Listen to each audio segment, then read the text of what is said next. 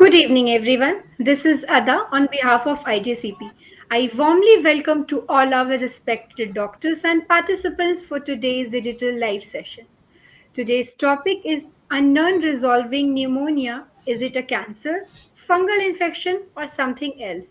Addresses a common yet often perplexing clinical scenario in internal medicine.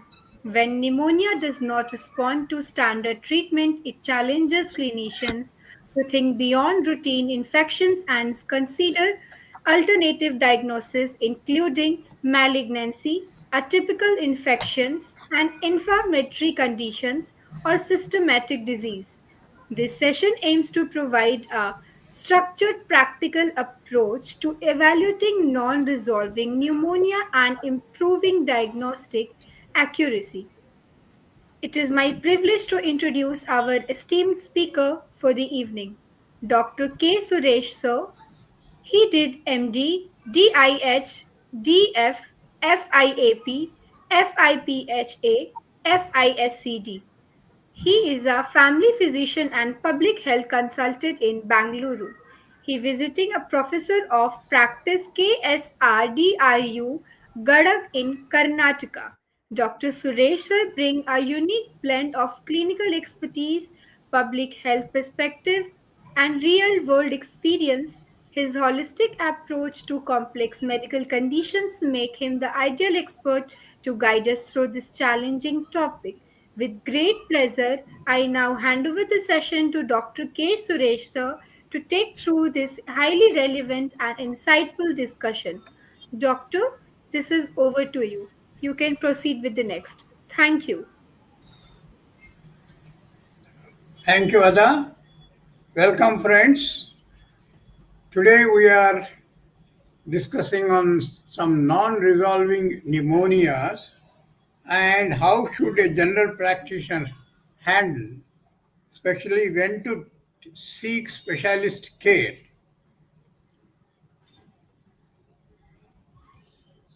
Basically, today's schedule will be introducing the definition of this issue, a few case reports, nearly about 8 or 9 of them, and based on the case report discussions as to how a general practitioner should be alert and benefit the client, in turn improve the efficiency of your services. Final slide talks of only references for this presentation.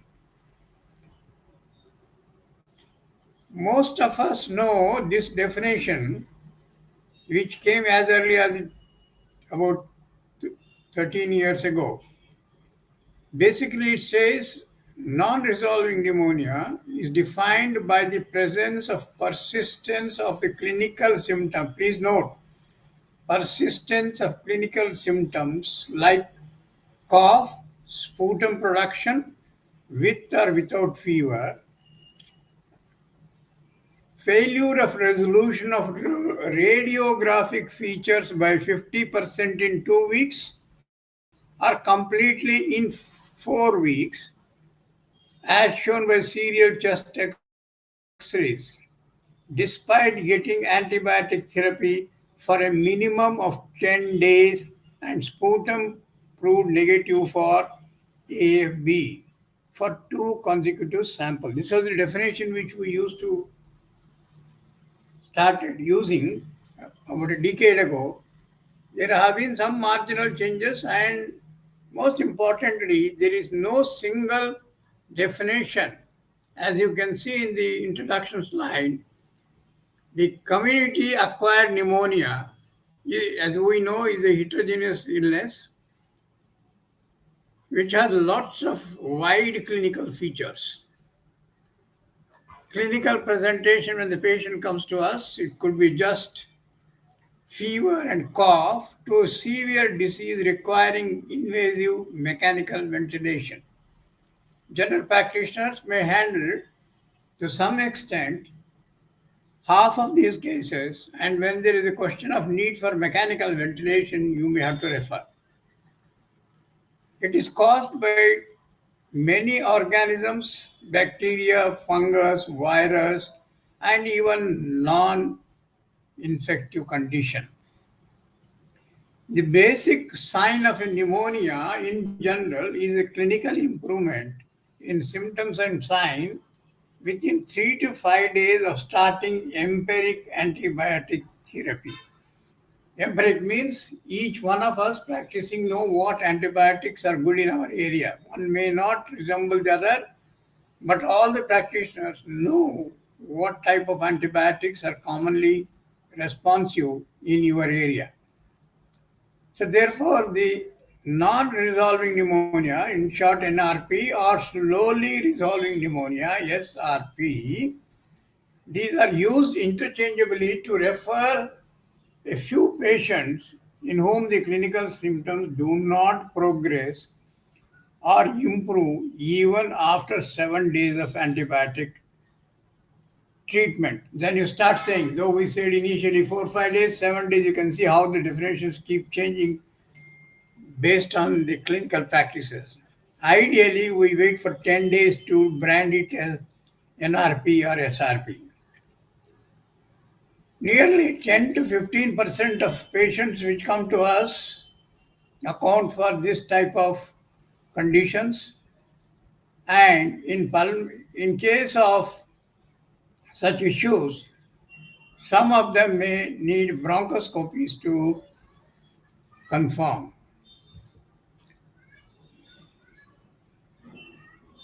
The definition and approach towards diagnosis and management are still very unclear. Clinicians have different ways of defining and managing, but basic issues remain similar, though not same. Basically, first we talk of it, there is a delay in clinical improvement beyond 3 days or 72 hours. Second is there is failure to show improvement on the just radiograph after 2 weeks, or failure of radiographic resolution by 50% in 2 weeks, or complete resolution by 4 weeks or 1 month, despite adequate sensitive antibiotic therapy. So, therefore, for practical purposes, NRP means is a pneumonia symptoms and lung infiltration seen in the X-rays, which do not clear up within an expected time limit of 8 to 10 days despite standard antibiotic treatment. What does it mean? It basically suggests there is something else going on in our body, in the patient's body. It could be insensitiveness to the antibiotic, a resistant germ, complications like lung abscess, or a blocked airway due to tumor, or an underlying condition like TB or fungal infection or autoimmune disease. This, of course, is a major concern not only for general practitioners, even specialists find it difficult sometimes. As I walk you through the cases, you realize even in tertiary hospitals, sometimes it becomes very difficult to pinch the diagnosis. Now we start with a few cases. This is the simplest case which I came across last year. Here is a lady of 45 years who is basically cook by profession and has a family history of tuberculosis because her father was a tuberculosis patient. She approached a physician with history of cough, fatigue, and fever, occasionally very mild. Because of the family history and exposure, the physician went through the basic examination. Clinical examination did not give any clues except that there was a mild wheezing and cyanosis, no fever or serious abnormalities. Sputum AFB was negative. Blood examination was suggestive of subclinical hypothyroidism. X-ray chest was suggestive of pneumonic patches in both lower lobes. Culture of our acid phosphorus sensitive test of sputum, when it was done, heavy growth of gram-positive bacilli of Pseudomonas aerogenes are susceptible to ciprofloxacin was identified. Ciprofloxacin was fixed. Now here we also need to keep the economic condition of the patient because treatments of long duration. You get ciprofloxacin hydrochloride tablets in the Pradhan Mantri or Janaushadhalaya, very cheap, costing about 20 rupees for 10 tablets. Because this is a long-term treatment, one has to keep the economics also in mind. She was prescribed twice daily, 500 mg, that means daily 1 gram. The initial 2 weeks showed favorable improvement and therefore it was continued for the next another 4 weeks and totally 6 weeks, by the end of which not only the signs and symptoms were abated, but X-rays also showed complete resolution. The lady is fine for last 2 years, no repeat attack. The second case is of a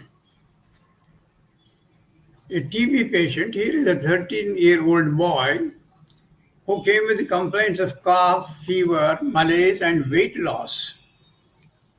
Sputum was negative. Later, a culture and sensitive are also negative.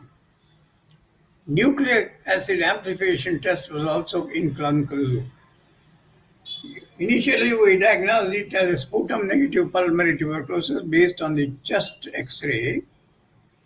And as RNTCP recommends, the core treatment is for all types of cases, whether it is sputum positive or negative, the first 2 weeks of intensive treatment with isoniazid, rifampicin, pyrazinamide, and ethambutol, followed by the 3 drugs of isoniazid, rifampicin, ethambutol.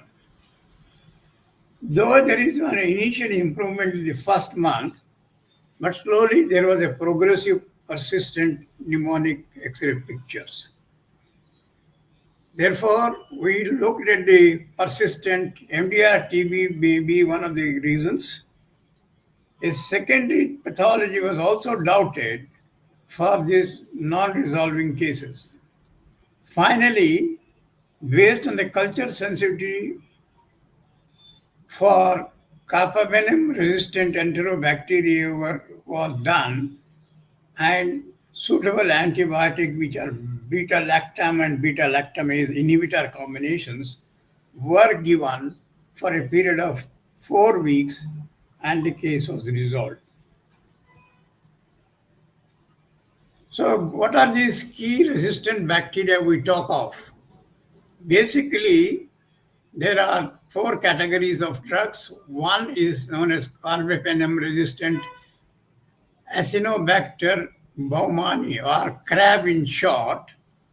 The other one is CRE, which stands for carbapenem resistant enterobacteria and Pseudomonas.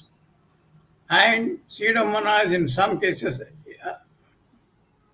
methicillin resistant Staphylococcus aureus, MRSA. And finally, yes, maltophilia. The various antibiotics which they are sensitive nationally, which is done by ICMR, is listed here. In our case, we gave the drug as I already told you, and the patient was fine. Third case is a 3-year-old case. Basically, it was post-COVID period. A 72-year-old male, non-smoker, hypertensive, steroid-induced diabetic, and hypothyroid was reported. There was a history of COVID pneumonia with severe ERDS in August 2020. He had received antiviral treatment, remdesivir, methylprednisolone, 40 mg thrice daily for 7 days, 40 mg twice daily for 5 days, 20 mg twice daily for 7 days. 2 doses of convalescent plasma and rehabilitation care was taken.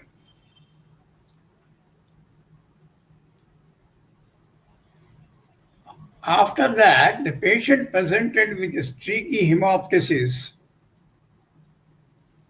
Rest of his vital organs are stable. PET scan done on 25th of September the same year showed 5 centimeter nodule in the right upper lobe, posterior segment with central cavitating necrosis and hypermetabolic mediastinal nodes. The treatment for post-COVID lung mucormycosis was given aggressive, primarily liposomal amphotericin B was given. He had to undergo pneumonectomy to remove the infected tissue. For controlling underlying diabetes and other supportive care was given. Though it was challenging, stopped the fungal treatment after 2 weeks and the patient improved. Now, the fourth case is of another fungal infestation. Here it is a combined RI, which is basically along with some other. Here, a 66-year-old male, reformed smoker, means somebody who was smoking has left now for some time. He presents with breathlessness, cough with expectoration, and wheezing for 15 days, intermittent episodes of hemoptysis for last 6 months. Tracheal aspirate and serial sputum sample culture showed co-infection of Klebsiella pneumoniae and Aspergillus. He was treated with multiple combination of antibiotics to get him resolved. Another case of the same period, a 40 years old woman suspected of bacterial pneumonia failed to respond to ampicillin.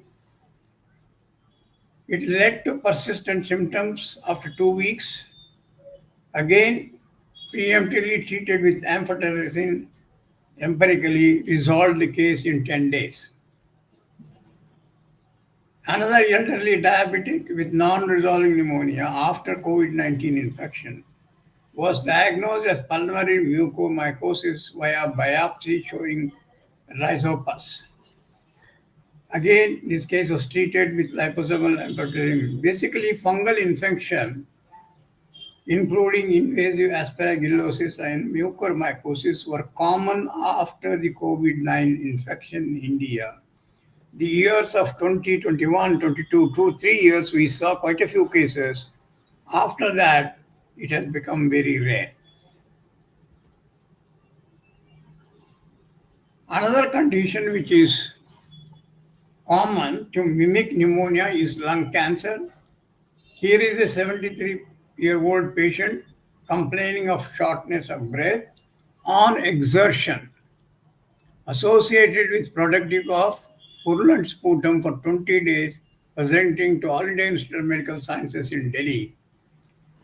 He was an ex-smoker of 80 cigarettes 80 packs per year with a history of chronic, that is COPD, moderate gait, and 3-vessel coronary disease treated by percutaneous coronary intervention. Transthoracic ultrasound of the left lower lobe was performed when he came. The laboratory testing revealed partially elevated serum C-reactive protein. A CT of chest showed some abnormal findings. Sputum samples for bacterial cultures were negative. A flexible bronchoscopy was performed finally, where bronchial washings and bronchovascular lavage was sent for common pathogens by microscopy for acid-fast bacteria, for mycobacterial culture and cytological examination, all were negative. In the transthoracic ultrasound of this case, as you can see, the left lower lobe of the patient, we recognize a focally increased number of B lines, more than 3, which are vertical reverberation. Yellow arrow is showing at that. And a CT scan showing emphysematous lesions and consolidation with air bronchogram and multiple emphysema cysts in the left lower lobe in both lungs. So, due to the cardiovascular history and the multilobar emphysema identified by the CT, the cancer multidisciplinary team of AIMS decided to give chemotherapy and radiotherapy. The patient was given empiric treatment with intravenous antibacterial medication, ceftriaxone, azithromycin. A new chest CT in 1 month showed revaluation showed conclusive resolution. My eighth case is of adenocarcinoma of the lung. This is from Rajkot in Ahmedabad. A 42-year-old female patient came to the Department of Medical College in Rajkot. Basic history of fever, cough with expectation, dyspnea on exertion, and left-sided chest pain in September 2018. She had already taken antibiotics from a private clinic. Her worsening dyspnea and chest pain has brought her to the medical college because she had also lost about 6 kg weight in the last 3 months.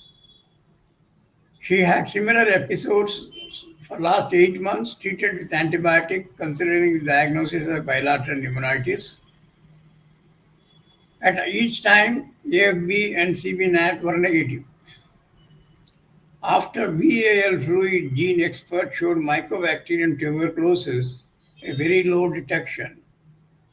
But soon after that, patient was put on anti-tubercular treatment by a private clinician.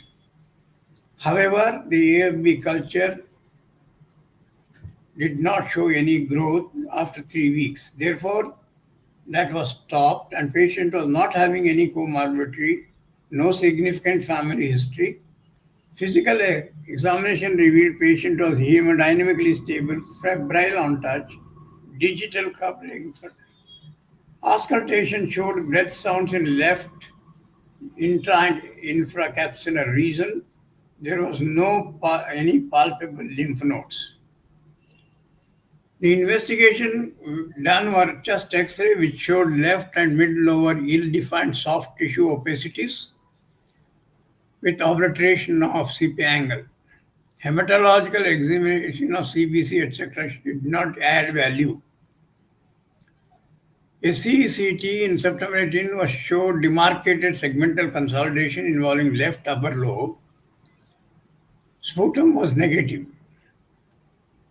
The person was put on, as I told you, on antitubercular treatment, but a repeat CCT in May 2019, that is roughly about 6-7 months after that, showed no significant changes compared to the 2018 September X-ray. So overall findings suggested that of a typical fungal pneumonitis or tuberculosis with endobronchial spread. An ultrasound suggested that there was about 8 into 6 centimeter loculated collection with possibility of developing lung abscess with the depth of approximately 4 centimeter with underlying consolidation in left middle and lower lobe and left-sided minimal pleural effusion. Culture and sensitivity report of blood fluid showed scanty growth of organisms known as methicillin-resistant Staphylococcus aureus, MRSA, which was only sensitive to linezolid, vancomycin, and rifampicin. Fluid biochemistry revealed polymorphic picture. Gene expert for both sputum B and BL fluid was negative, so there was no malignant cell seen in this sputum cytology. Later, patient underwent CT-guided lung biopsy from left lung mass, like consolidation, which showed adenocarcinoma with lipidic pattern. Tumor marker was borderlinely raised. Referred to an oncologist who put them forward, but unfortunately, she recovered at that time, but ultimately died in the next 5 years of cancer. My final case is of a gram-negative E. coli with cholangiocarcinoma. This is a combined infection in that 77-year-old male who had reported to the medical college hospital with fever, chills for 3 days, vomiting for 2 to 3 episodes per day for 10 days, cough with sputum for 10 days, and breathlessness for only 6 days. Previously, he had history of hypertension, neoplastic etiology of focal intraductal cholangiocarcinoma. He was an anti-hypertensive. Systemic examination revealed no apex beat, capitations present at the left infrascapular, intraaxillary, and inframammary region. MRI of the abdomen with a MRCP demonstrated focal T2 hypointense corresponding abrupt tapering in distal CBD suggestive of stricture due to neoplastic etiology. Focal intraductal cholangiocarcinoma and multiple scattered hypertensive were visualized and they were suspected to be metastasis. MDCT of chest demonstrated multifocal areas of centrilobular opacities with linear branching pattern, patchy areas of ground glass opacities, ultimately mild centrilobular paraseptal emphysematous changes. So, culture sensitivity of the sputum sample, the organism isolated or Escherichia coli and was resistant to almost all the antibiotics used in that institution. So this NRP was attributed to the gram-negative bacteria E. coli. Antibiotic resistance in the community acquired pneumonia is very common with cholangiocarcinoma. Treated started with cetrazideine, avibacterium, and the person recovered in about. Unfortunately, this patient died within the next 8 days. So now we discuss some of the key issues related to non-resolving pneumonias. Basically, one we need to know is these are basic understanding a general practitioner must be aware of to help our clients and also improve our own practicing image. We already discussed the pathogen related factors are very many. There could be organisms like Klebsiella, Pseudomonas, Nocardia, atypical organisms like multi-B, non-TB, MB, fungi, aspergillus, and actinomycetes, viruses like COVID, flu, etc. Major clinical change is the high prevalence of multi-drug resistance. And when we talk of multi-drug, we talk of at least 3 drugs resistance. Commonly, we look at E. coli, Klebsiella, and Pseudomonas. Pyogenic infections with Staphylococcus aureus are significant in India. Some of the host-related factors include immunocompromised people either due to age, HIV, or certain medications, comorbidities like diabetes, smoking, and chronic lung disease, impaired drug delivery, that is, poor antibiotic selection, concentration in the area, treatment and diagnostic issues are misdiagnosis. Usually, initial diagnosis, pathogens are always missed either in call or there is a late diagnosis and intervention. Antibiotic inefficacy, it could be in terms of wrong drug, dose, or duration. Non-infectious causes include lung cancer, as we already discussed, 2, 3 cases, obstructive lesions like tumors blocking airways, inflammatory and autoimmune causes like vasculitis, connective disorders, and pulmonary embolism, drug-induced lung injury. The if we look at as a public person, if we look at the burden of NRP or SRPs in India, as we already discussed, clinical presentation may be just mild pneumonia characteristic by fever and cough, or it could be severe breathlessness and needing mechanical ventilation. Pathogens we have already discussed. Most resistant bacteria like Klebsiella, Pseudomonas, and Nocardia. Typical organisms are multi-drug TB, non-TB, COVID-19 infection, influenza. Clinical changes for the general practitioner is to ascertain multi-drug resistance of gram-negative bacilli producing extended spectrum beta lactase like E. coli, Klebsiella, and Pseudomonas.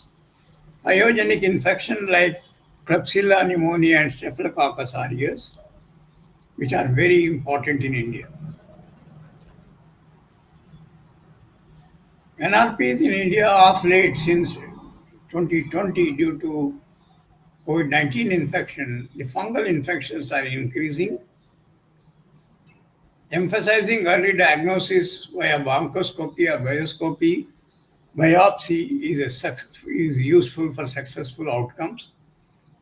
Require an urgent antifungal treatment, amphotericin B or voriconazole, beyond antibiotics. These are is an ISMR, ICMR study which shows the various organisms which are resistant and the type of antibiotics in various parts of the country. I would not go into the details. Basically, testing the sputum and blood for for culture and sensitivity become very important in managing these cases.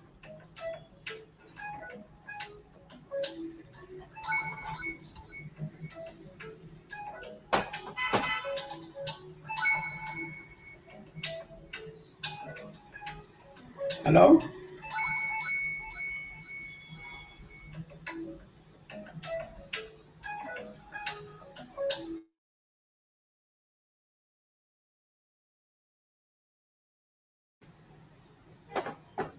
The diagnostic and treatment approaches basically, as we discussed in multiple cases, is first is a clinical suspicion.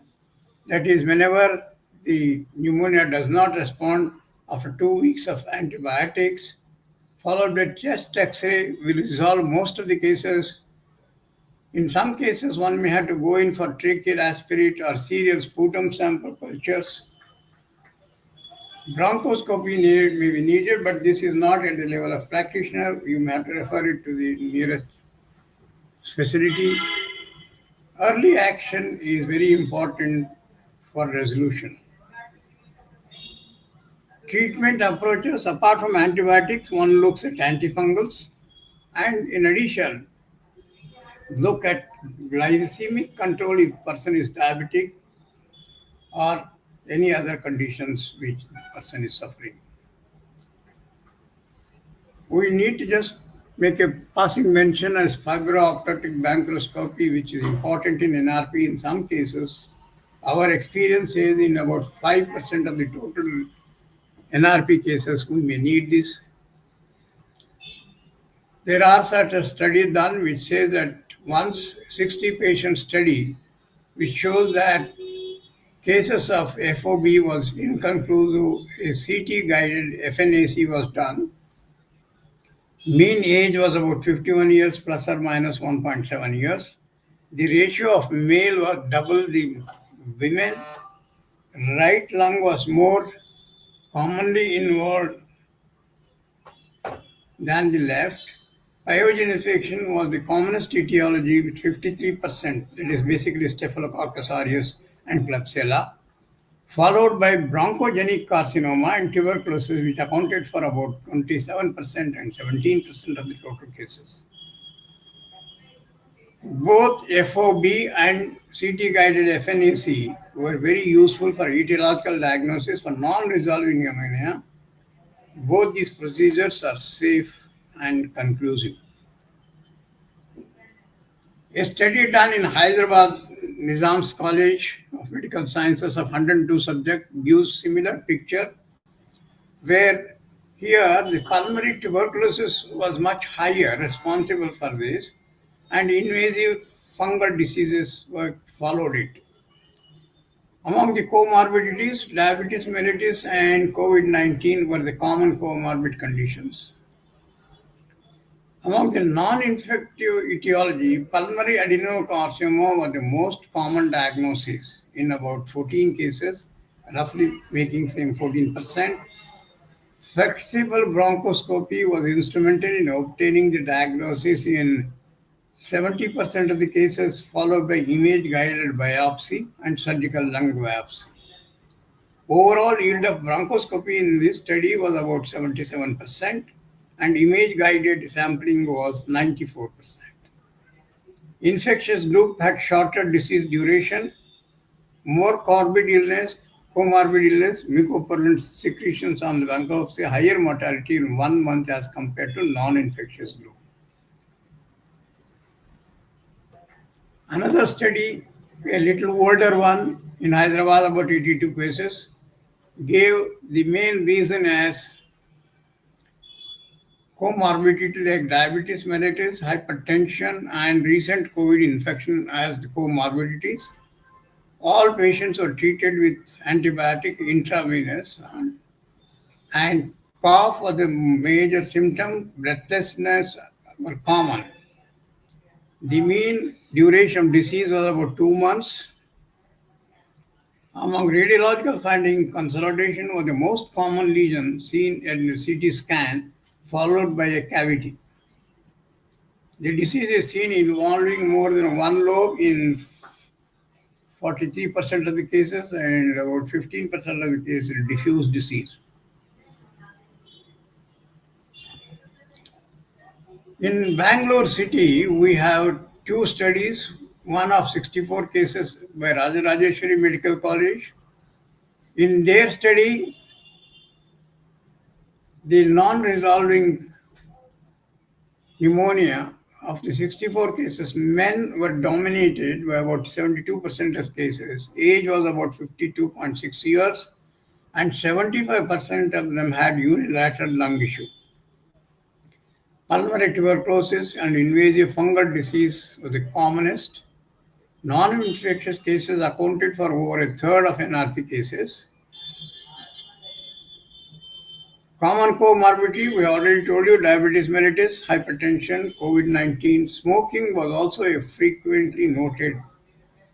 Fibro optic bronchoscopy and CT guided biopsies were found to be instrumental in establishing a definitive diagnosis in most of these cases. Another study in Bangalore of 102 cases, the most common non-infectious cause was pulmonary adenocarcinoma. See, in Bangalore city, we are seeing more of adenocarcinoma of late.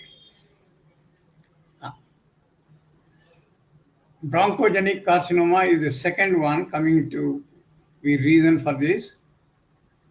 Generally, the cancer cases are either diagnosed late or missed, basically because initially the symptoms are very mild, they are vague, and make the early detection difficult.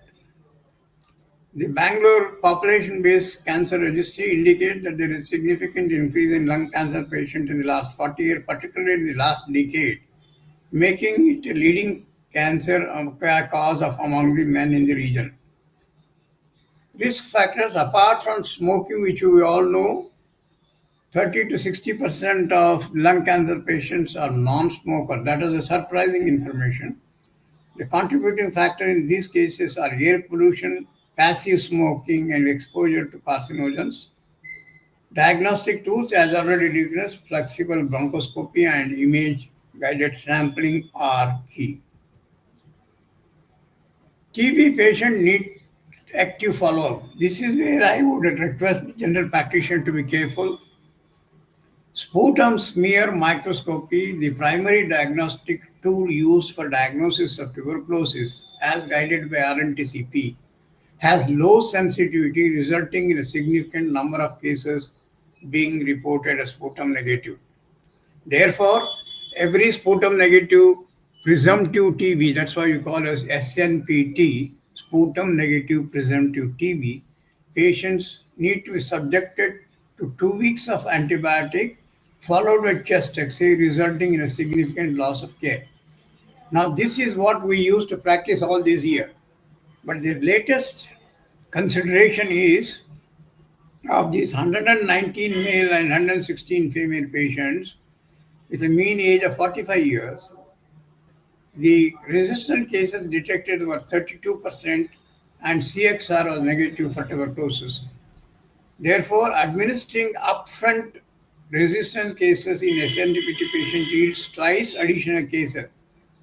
Therefore, the current trend is to recommend the direct examination without waiting for antibiotic treatment. We go ahead, straight away examine, see, and start the treatment.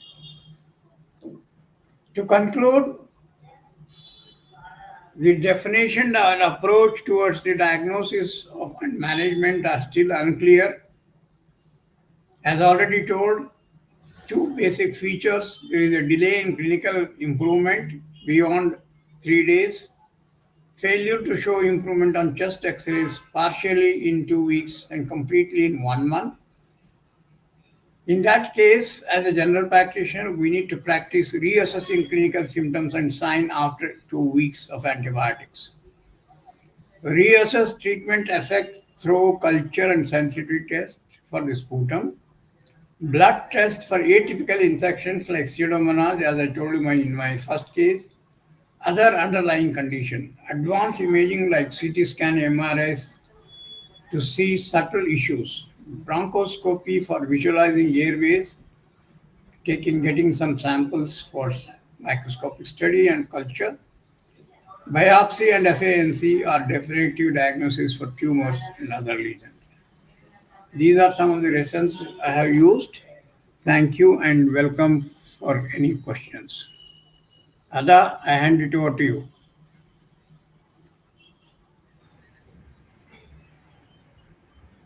Yes, sir. Thank you so much, sir, for this wonderful explanation, sir. With all your permission, sir, shall Yeah, I take question one by one? please. Okay. Thank you, sir. So the first question we received, sir, what clinical red flags should, Mhm. yeah, what clinical red flags should prompt evaluation beyond routine bacterial pneumonia? Sorry, your voice broke. Can you repeat? Okay, sir, sure. So the question is, what clinical red flags should prompt evaluation beyond routine bacterial pneumonia? So basically, clinically, as I told you, except for cases where we suspect them to be either tuberculosis or cancer, waiting for anything which symptoms or signs do not improve in a period of 10 days. Fine, I would say a 10 days antibiotic. Actually, you should start seeing outcome within the first 3 to 4 days if it is a simple pneumonia. But anyway, ideally, if up to 8 days to 10 days of antibiotic, if the signs and symptoms persist, go in for x-rays and that should raise the doubt. Okay. Thank you so much for sir for the answer. Next. So the next question is, how can imaging finding help differentiate between malignancy, fungal infections, or inflammatory lung diseases? See, malignancy and inflammatory disease, as I told you, in the inflammation or infection, common in India are tuberculosis. Of late, in my experience in Karnataka and Delhi, where I worked quite a bit, is Pseudomonas aeruginosa and Klebsiella are creating problem. Therefore, my advice would be if a case does not respond to common drugs which are using in your respective areas, because the sensitivity is area wise, generally the general practitioner knows. So if you don't see any improvement in the first 3 to 5 days, start suspecting and send both sputum if it is there and blood for culture sensitivity, and mostly you will get a response. Changing the antibiotic helps in the most of the time. But there may be reasons when they don't have the facility, then what one who can try is empirical treatment is antifungals and cephaloxacin. Okay. Thank you so much, sir, Next. for this brief answer, sir. So the next question is, when should clinician consider bronchoscopy or biopsy in non-resolving pneumonia cases? As I told you, bronchoscopy is a and major extended radiological tests are required only when your antibiotics and antifungals fail with no resolution and minimum of two x-rays and an interval walk of 8 to 10 days showing no improvement or increased or persistent mnemonic consolidation. Okay. Thank you so Next. much, sir. I hope you did justice with the answer. So the next question is, what role do patient risk factors such as diabetes or occupational exposure play in guiding diagnosis? See, basically, not only diabetes, we are talking of two issues here. One is generally what we call as metabolic diseases. Nowadays, apart from diabetes, of course, is already thing where the process of healing is definitely poor. For second, other metabolic diseases. Nowadays, we have fatty liver disease, which is very common among the Indian population. Fatty liver disease, hypertension, all these are conditions which are non infective but resist or resolution is very poor in these people. And we also know the age plays a bigger role. As the age advances, the human response to antibiotics is also poor. So on one side, that is there. Second part of the question is occupation. In occupation, if persons are exposed to any cancerogenous chemicals, number two, environmental pollution, either coming first is smoking in that and passive smoking. Third is in major cities, the vehicular traffic, particularly where there is no check on the pollution of these vehicles. So all these play a role. A person who is commuting on two-wheeler for long journeys every day is at a higher risk. And let's not forget tuberculosis, which is major problem in Indian population, followed by Pseudomonas aeruginosa and Staphylococcus aureus infection. Okay. Thank you so much, sir, for Dr. K. Suresh for such a clear, practical, and thought provoking session, sir. Your systematic approach to evaluating non resolving pneumonia has provided valuable guidance for everyday and clinical practice, sir. On behalf of IJCP, sir, I extend my heartfelt thanks to all the doctors and participants who joined us today. Wishing you all a healthy and a pleasing evening ahead. Thank you and take care, sir. Thank you so much, sir. Thank you, Ada. Thank you, dear friends. You are most welcome to ask personal questions on the mobile or WhatsApp anytime you need. Thank you very much. Thank you, Ada, and IJCP in general.